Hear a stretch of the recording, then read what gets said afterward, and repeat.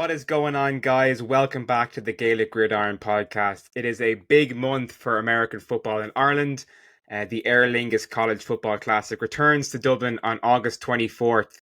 The Florida State Seminoles are traveling over along with the Georgia Tech Yellow Jackets for an ACC matchup here on home soil in Dublin. And joining us in the podcast is a young man who's going to be on the field for the first time as a Seminole, Charles Lester. Charles, welcome to the podcast. How are you? How are you doing? I'm It's great to good. have you here. It's great to have you here, Charles. We're going to talk about it. We're going to talk about your journey to playing in Ireland in a little while. But I'd like to start by asking you, how did you get into to playing American football? What was your kind of your inspiration or your journey? It's a family tradition in my family. I grew up around it. Everyone in my family played football, so like growing up, I was put into the sport. But I actually grew a love for the sport. I mean, I was good at an early age, so I took that and ran with it. And I just built upon the attributes and characteristics God blessed me with. Did you play a lot of sport growing up, or was football something you only kind of took up when you got into high school? Well, I was playing football since I was 4 years old, so I want to say like. I really didn't play any other sports. I only played football. I didn't play basketball. I didn't run track. I wish I would have ran track, but I just played football. So that was just the main thing. Years and years and years of football. Uh, And what was it about football when you started playing that kind of made you? Did something click? Did you just take to it naturally? Did you love it? like naturally, I was born like my family have athletes in it, so like, I was born an athlete, and like naturally, I had like a passion for the game once I seen that I was good and just I was just having fun as a little kid until I got about 11, 12 years old. I knew I was gonna be real good, and I knew like I needed to take it serious, and this could be a way I can take my family out. You were a two-way player in high school, I believe. You played defense on offense. What kind of made you settle on defense? Just the long attributes that God blessed me with, my long arms, long legs. Just as a DB is more money out there for cornerbacks now. People don't like playing cornerback nowadays. If we're being honest, I like receiving more than defensive back. But just as a business decision, like it's all business. So to put me in a better position, I went along with the cornerback. So you kind of mapped out your journey from a young age. You said to yourself, this is where I see myself playing down the line is cornerback, and I'm going to set myself up for that. When I was in high school. I still had visions on playing wide receiver. I never knew I was gonna end up a corner because like throughout the my youth league years, I didn't play cornerback. I was a quarterback, and then I switched. Like my family, they wish I would have stayed at quarterback, but I played quarterback. Then I switched to wide receiver like my senior year when I was like 14, 13 years old. I switched to wide receiver. Then when I got to high school, I was going in to play wide receiver, but it was some dudes ahead of me, and respect to those dudes. I mean, they was there. I was a youngin, 14 years old, just coming on the varsity squad, just being blessed to play on the varsity team. My coach wanted me on the field, so he put me at cornerback, and I was making plays. I ended up ended the season off with the most picks on the team as a freshman. So I was getting recruited. I was getting offers for cornerback, and I still didn't believe I was going to be a cornerback. But I mean, just you got to be smart. You got to move smart. So as a business decision, I stayed a cornerback. Isn't it crazy though that even at such a young age, still playing high school football, that you have to kind of pick a position that if you want to make it to the NFL, this is what I have to do right now at this stage. Yeah. I was about around that age, 14, 13 years old. Like I knew what it took to get to the NFL, and just the love of my aunt. She supported me. paid trainers to work me out, and I just fell in love with the process. It wasn't just I was working out just to become better. I actually like doing it. I had fun doing it. I actually love working out, like outside of your team. I actually like doing that more than the team because like I'm by myself.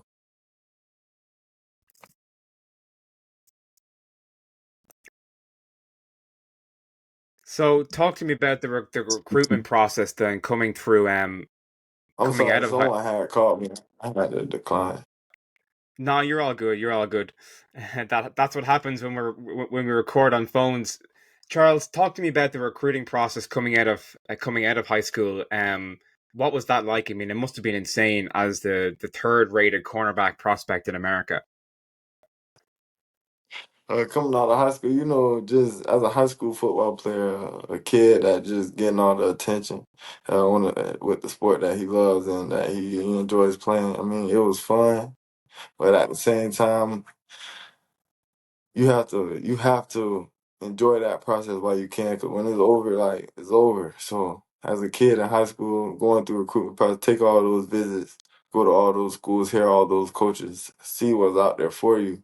So at the end of the day, when it's time to go to that next level, all of that, all the fun and games are over with. It must be quite daunting as a teenager still to be going through that process and having all that attention and pressure to deal with. How do you kind of cut through it and make your choice? Just my mom, she my purpose. I mean, you see her right there. My mom passed away when I was 11 years old. I mean, rest in peace to her. But she keep me motivated, and I never seen her give up. When it came down to me, I'm the only child, so like just watching her and how she handled me, like there is no give up. Like I always find the urge and want to get through everything. And I feel like I got to work to get where I want to be. As one of the top prospects coming out of high school in America, you were nationally ranked in the top 40 or 30, I believe. What made you choose Florida State? What was it about the Seminoles program that kind of said to you, yeah, this is where I want to go and play college football? Okay, so I played for a youth league team called Sarasota Seminole since I was 4 years old till I was about 14. And I just got some jerseys for them, just giving back to the community. But on back on the other note, yeah, I played for a youth league team called Sarasota Seminole. Same logo, same color, just chief, all of that. Like it was just the war chant. It was all there. So at heart, I was already a Seminole, and I already before I got to high school, I always said I wanted to play for Florida State, just because of the Sarasota Seminole. So when I actually got in high school and I received the offer, it still didn't hit me that I had the opportunity to go play for Florida State. So when it all was said and done, I knew where was going to end up at. And this place, I love it. I'm not going nowhere. And it is what it is. I'm a Florida State Seminole. So it was almost like destiny going from your youth league to your college team. This is where you wanted to end up, and this is where you have ended up now. Yes, sir. Like, it was crazy. It's just thinking about it now. It's crazy because at the time I didn't have a clue. When I was playing out there on Saturdays, I ain't have a clue. I was just playing, having fun. I really didn't know the purpose and all behind all of it. I didn't know where I was gonna end up at today. I'm just blessed to be here and thankful for Sarasota Seminole putting me in this position to love Florida State. So Is it fair to say that, there have been some great defensive backs to come out of Florida State over the years, of course. The one and only Deion Sanders, you have Jalen Ramsey, you have Derwin James at the Chargers there. He's a yes, sir. safety now, but like is it safe to say that they inspired you to A, to be a cornerback, and B, be a cornerback at Florida State? Yes, sir. I mean, just the history and Florida State is DBU. When scouts come to Florida State, they know they're getting press man corner.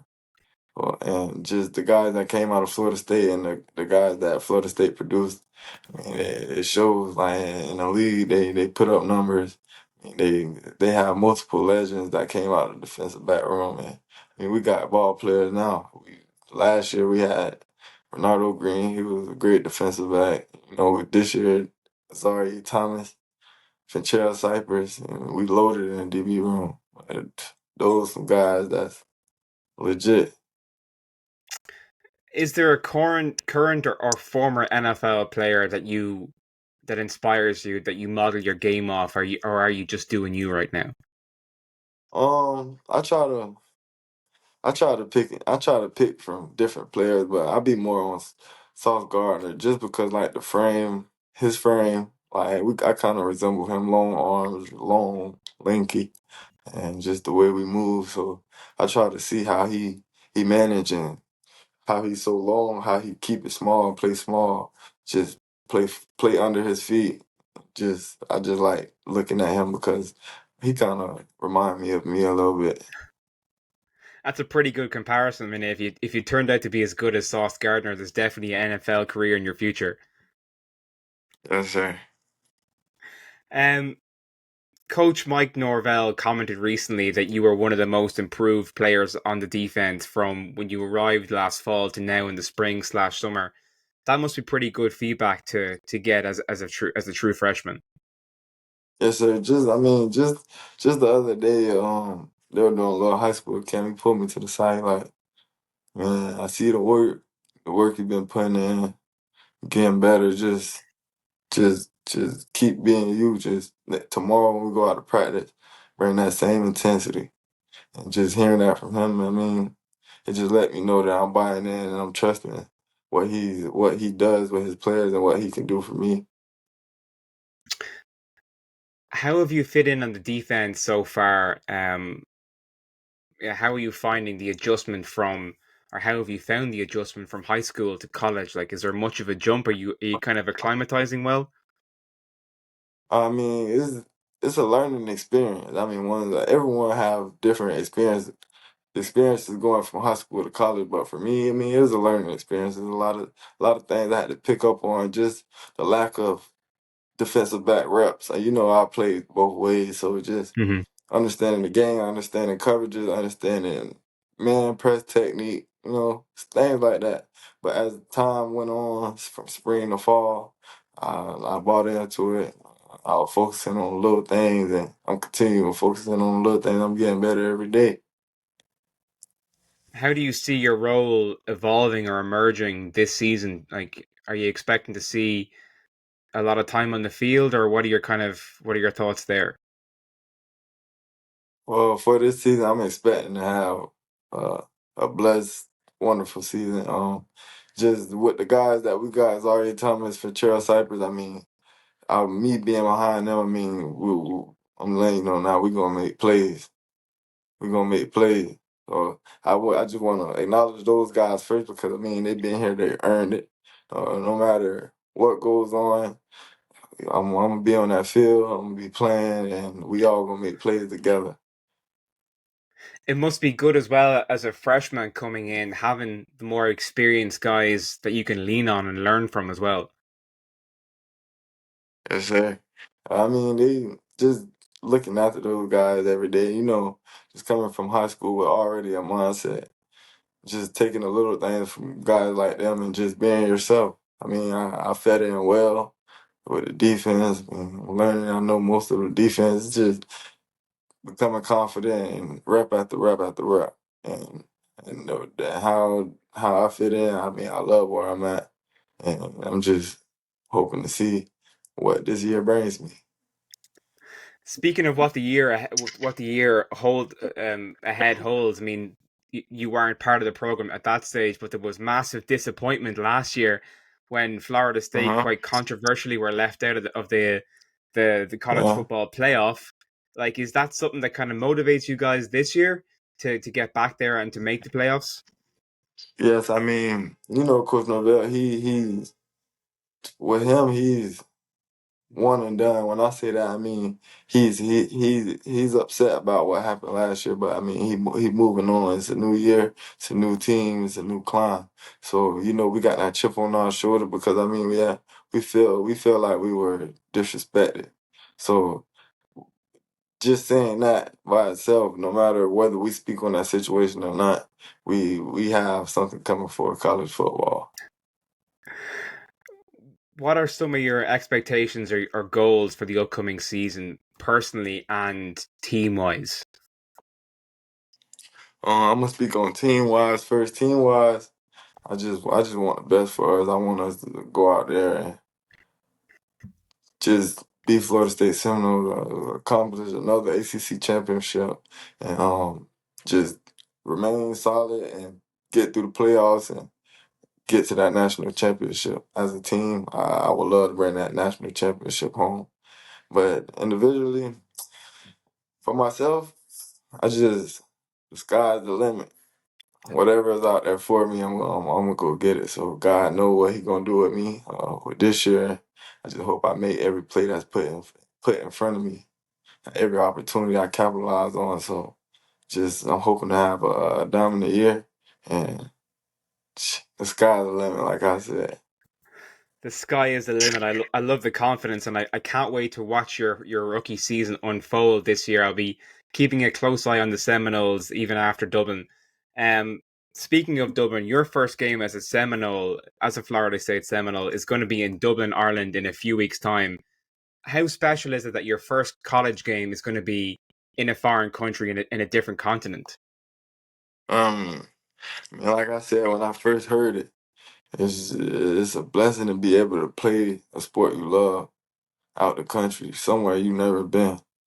So it's just an experience and a once in a lifetime opportunity, and that's what's just so special about this game to me is it's more of a once. This is already my first game, and on top of the atmosphere, the location, it's just I feel like I was put in this spot for a reason. Like you don't get this you don't get this often. Games out of the country, and you don't get that often. So I feel like I mean this this happened for a reason.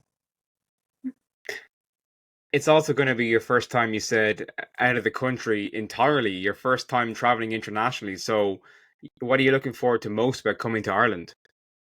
I just want to get around the atmosphere, see the difference in the countries, the people, how they interact with each other. Just see what the outside world has to bring and offer. Because we're gonna be there about business. We're gonna be with the team, but Coach stated, I mean, after the game, we'll stay over because he want us to be able to experience that, not just come there for football. And after the game, we get back on the plane and leave. He giving us that opportunity and chance to go experience more life for the people who haven't been. Well, look, Charles, I don't know about you, but I'm so excited for this game. I think you guys are going to absolutely ball out. Even though Georgia Tech are the home team, I know a lot of traveling fans will be coming over for the Seminoles. I know there's a lot of Florida State fans here in Ireland. Looking forward to see you in action. So, look, it's 3 weeks away now. It's going to be absolutely Mhm. Dublin's going to be insane in 3 weeks' time. So I'd say you're buzzing for that as well. Yes, sir. Thank you. Before we wrap up, Charles, I have a question that I'm going to put to you, and feel free to take a second to think about this. It's something that I ask every guest who I have on the podcast, Yes, sir. and that is, if you can pick just one from your illustrious football career so far, what is your favorite football memory? My favorite football memory. Think about Crazy. that for a second. It's crazy. I want to be honest, so I'm gonna think about it. Anything that jumps out to you. Boy, oh,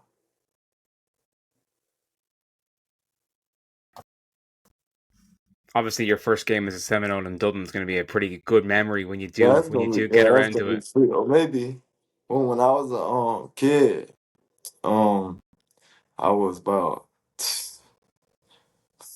5, 6 years old. I came late to a game, and I had always wore the number one jersey. but I was late and they couldn't find my jersey, so they had to put me on number 11. And for my friends and fellow coaches, if they once they hear this, they gonna remember. I came late, so I had to throw on number 11, and I jumped right in the game, and I ran out my shoe, but I scored a touchdown. So that was something like I never forgot. I done been through plenty like good times and bad times, but that was something I never forgot. I don't think I'll ever forget that. That's pretty cool, all right.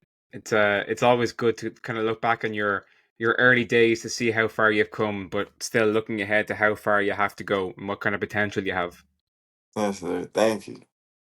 Well, Charles, listen, it's been an absolute pleasure having you on the podcast. Best of luck with your continued preparations for the game. And look, we'll catch up in Dublin when you're here. Yes, sir. Thank you. I'm glad to meet you.